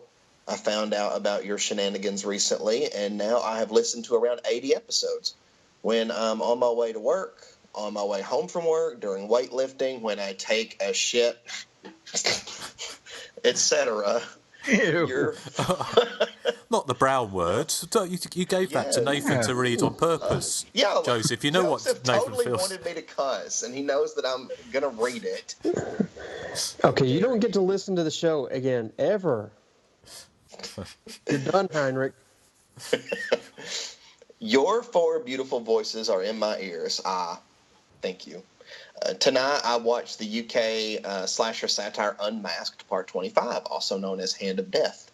I really liked it, and I wonder why I almost never hear anyone talk about it. You hear about other slasher spoofs, such as Student Body's Wacko, Leslie Vernon, and, all the time, but Unmasked, never. Why do you guys think that is? I am well aware of that. I haven't heard all of your shows, so maybe you have talked about it before. Take care, Henrik. P.S. Unmasked Part 25 can be enjoyed on the tube if one so wishes. I'm assuming he means YouTube. I don't like that film. I don't remember much about it. I don't remember much about it, but I don't remember liking it at all. I do remember not liking it. I remember liking it, but I barely remember it. The only thing I remember that I thought was, that sticks out in my head is there's a scene where the killer tells one of the victims nonchalantly that she can run if she wants to, but chances are she's going to fall anyway. So I thought that was, amusing. But to me, I'm just a big fan of the, Student Bodies and Wacko and Pandemonium, all those movies. I've got a feeling that film was it got a bit forgotten because it kind of came out quite late in the 80s, isn't it? Because there was another slasher movie spoof that's never spoken about. Was it Sex Bomb? You ever seen Sex Bomb? That was No. Yeah, I think it's called Sex Bomb. I've never heard of it. Neither have I. I think I'm pretty sure it was called Sex Bomb, and there was a killer with panties on his face. I remember seeing it in Gore Zone. Way back in the day. I'll have to look it up. I'll look it up. So to see if I'm making that up. But 1989, Sex Bomb? Yeah, that's the one. Yeah. If you read the synopsis, what does it say? Have you got it? A low-budget film producer begins shooting his next 2 epics, I Rip Your Flesh with Pliers and Werewolves in Heat. What he doesn't know is that his sexy young wife wants him dead and plans to use the film as a cover to do it. That's the one I was thinking of. Yeah, Linnea Quigley's in it. Yes, that's right. Yeah. So I haven't seen that either, but that kind of seemed to have got largely forgotten. I think my Unmasked 25 was is it Jackson's Back? It was another thing they were talking about. I think it was quite gory and it got cut quite severely. So I'm not even sure if there was like an uncut version of it. But I saw it years and years and years ago, and I don't remember very much about it. But it might be a fun one to revisit. Erik, notwithstanding, if you hated the film. Well, I remember hating. Well, I remember hating a lot of things that I ended up quite liking. So I'll give it. That's true. You didn't like Last Slumber Party the first time you watched it, right? No. Or Terror at Tenkiller. Well, come on. My opinion on Terror and Tenkiller didn't change. Just to let you guys know, we will be revisiting Unmasked Part 25 at some point because it is a listener pick. Yay! Well, there you go. So we will be talking about it, Henrik. Yes. Fair income. Or I think it's Henrik. I'm very awful. If you heard me do the quiz where I was reading the Italian titles, you know I'm awful at pronunciation. So my apologies. Is that the quiz that I won? I think it is. No, you won the one that Joseph gave. Oh, whatever. I win so many of them. I win so many of them. They all blur into one. Yeah, fake news, Erik. Shut up, you. Anything? Was that everything from Henrik? Yes. Yes. Okay. Well, I've got one here, which actually, funny enough, also talks about another slasher spoof that doesn't really get spoken about. So let me just get it up. You having trouble? No, sorry, I've got it in my hands now. So let me just. Okay. Let me just pull this down so I can see it. It says, "Hi all, thanks for reading out my email on the Innocent Prey episode, much appreciated. However, fantastic though it was to hear your thoughts on Deep Red, etc., I was mortified to hear Erik read my salutations, and I realised I'd written Best of British and American, but neglected to include Irish. Unforgivable." So it's okay, I don't mind. Yeah, so Erik, a wholehearted apology to you. As penance, I signed up as a Patreon subscriber and donated to Nathan Joseph's Till Dust Does Part project. Hope this helps a little.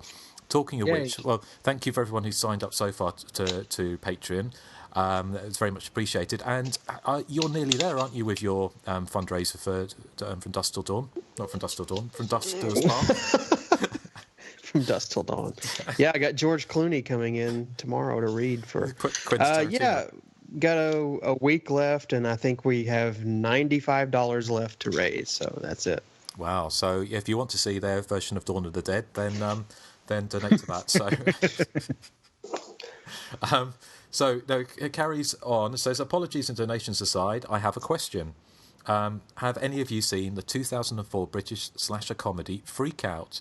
Without meaning any disrespect, it's a bit of a student movie, largely budget-free, with some very shoddy acting, and made over a number of years. But despite all this, I did rather enjoy it, and the filmmakers clearly have a love of horror movies. So I wondered whether its amateur charms had been caught in your critical gaze. As ever, keep up the good work. All the best, Jay. I have seen Freak Out. Years. It's about from 2004, wasn't it? I don't remember very much about it. I remember it having a certain charm about it. What about you guys? Have you seen it? No, I haven't seen it. You haven't seen it? No. Well, again, that's something we may visit at some point in the future. But yeah, let's face it, we're never exactly going to run out of films to cover, are we? No. Yeah. So unless Erik has another meltdown and decides to leave, or one of us drops dead, then... Hey, it wasn't a meltdown. Well, not a meltdown exactly, more of a hissy fit, was that? What's the hissy fit? What was it then? The practicalities of trying to find time to record the podcast. But that was a kind of like the quickest kind of leaving and coming back. It was like a revolving door. Now he's having a hissy fit. Now I'm having a hissy fit. You want to know about it? You're going to know about hissy fits now if you keep going on this avenue. Okay. Well, anyway, no one's calling you a drama queen, Erik. But it better not be. No one would say that to your face. So anyway, well, is that all the feedback? Yes, I think so. Okay, well, thank you for everyone who's written in. So we're drawing to the end, and of course now we're going to be coming on to the the cherry on top of the cake. Can we describe it that way, or? Yep. Yeah. Just say in advance that you are all welcome. Yeah. I actually wanted to ask you guys something before we end the show. Okay. Because this just came out and we haven't talked about it. But did you guys watch the trailer for the new It remake? Yes. Yes. What did you think?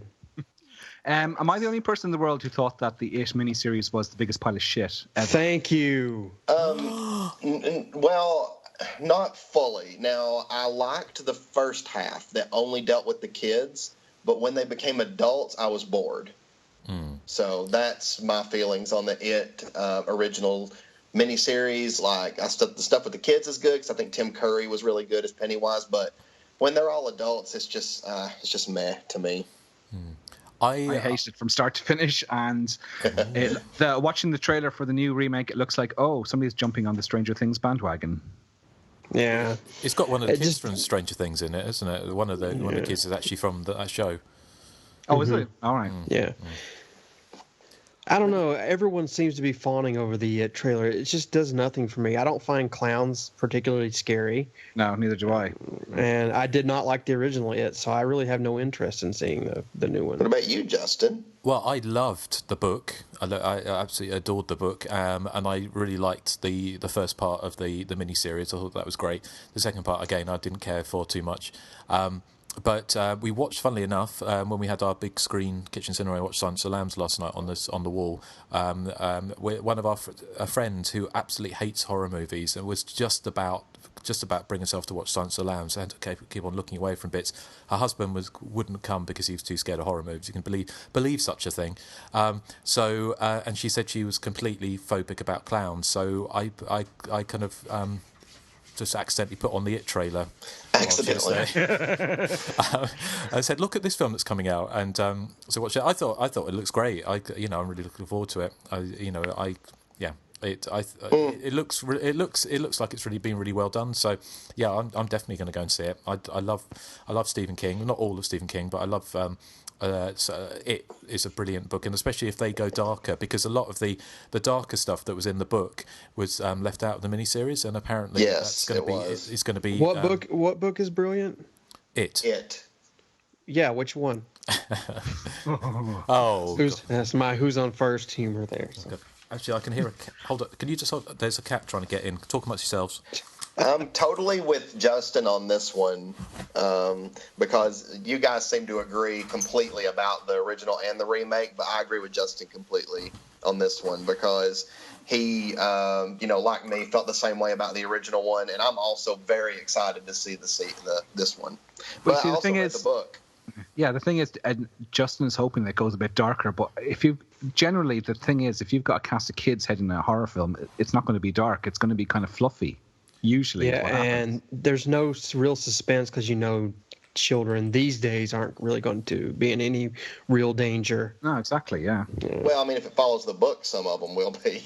Oh man, yeah, no, exactly, yeah. So I'll give it a chance. I mean, it may turn out to be really well done. But at this moment, I just don't have any interest in it. There's one scene that's in the book that, even though in the context of the book it does make sense, but I kind of hope they leave it out of the movie. Do you know what I'm talking about, Justin? Is that with the fridge? It's when they're, one of them does something for all the rest of them. I'm trying to remember, actually. I haven't read to bring for a long them time. Close together. Oh, okay. Well, is this an orgy? I can't remember that bit. I can remember the bit with the fridge. But which was you're thinking of Madman.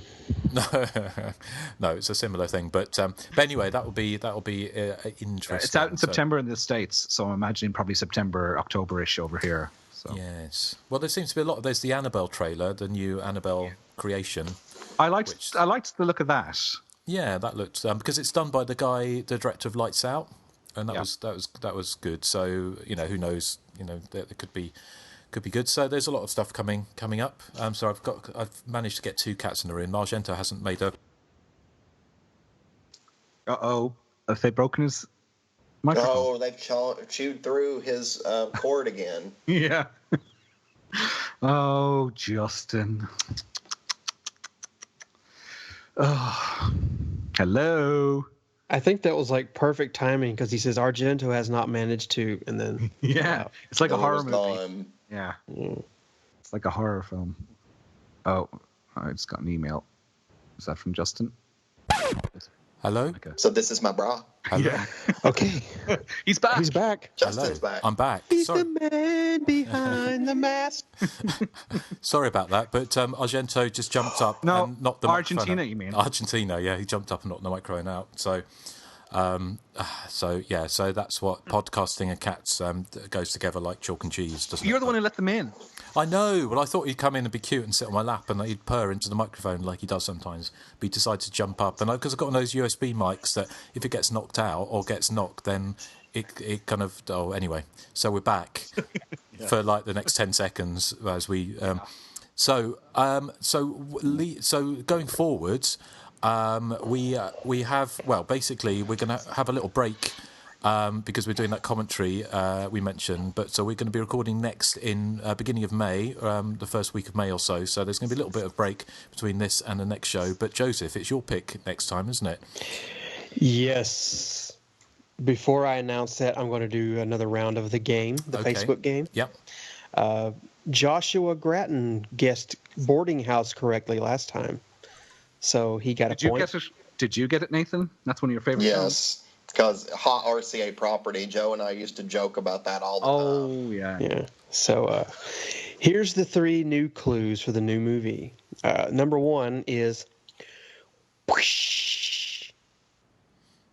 I know it. No, let me repeat that.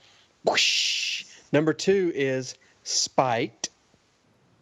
And number 3 is I want to rock. Dun, dun, dun, dun, dun, dun, dun, dun. That's Twisted Sister, by the way. Oh, not that's Twisted Hysteria. No, that's the 3 clues. So there you go. Excellent. Okay, well, good luck with everyone with that. And what are you going to be picking next time, Joseph?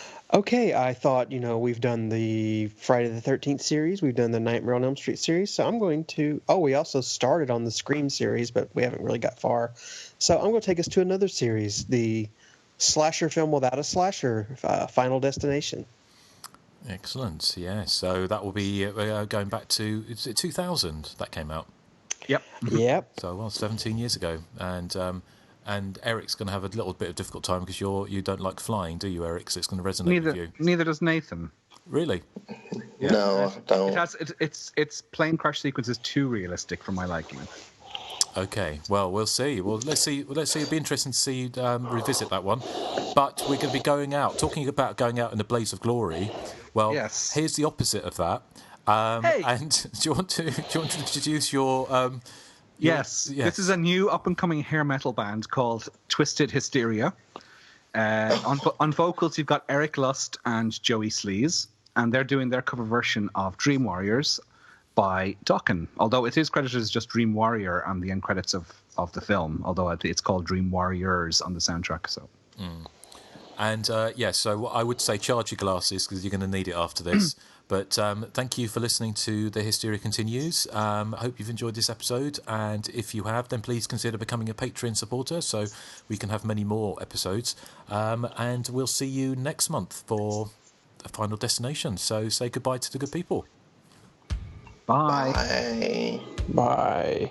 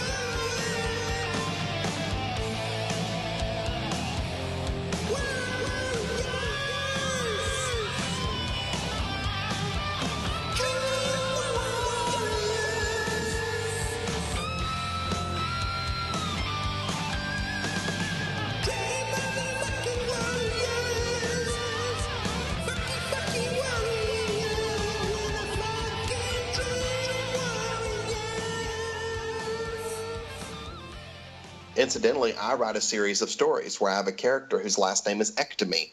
So his name is Mr. Ectomy. Very good. What's that from? Is that a quote from something?